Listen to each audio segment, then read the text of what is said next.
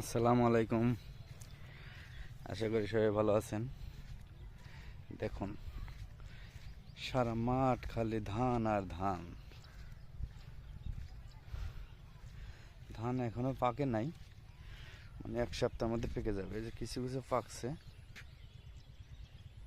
বা কিছু কিছু পাকে নাই, মানে অনেক বৃষ্টি হয়েছে তো, বৃষ্টির কারণে ধান পাকতে একটু দেরি হচ্ছে। এবার অনেক হ্যাঁসা হয়ে গেছে ধান। এই যে এগুলো ধান পাকিয়ে গেছে। এই যে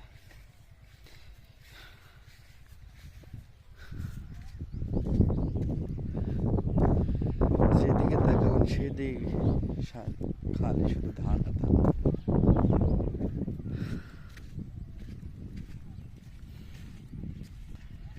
রাস্তার সাইডে যে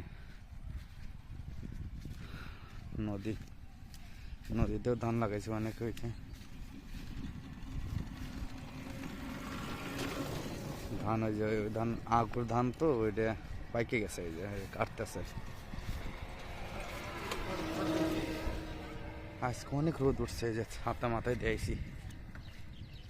আজ কয়েকটা দিন ধরে রোদ, গরম। আর এটা আমাদের নদী। নদী শুকায় গেলে এই যে এখানে ধান বনে ওরা, যাদের জমি আছে। এই যে এখানে এটা পুকুর সিস্টেম, ডুবা বলি আমরা। আর এই যে নেফিয়া ঘাস বুনছে ওই যে ওই পাশে। যে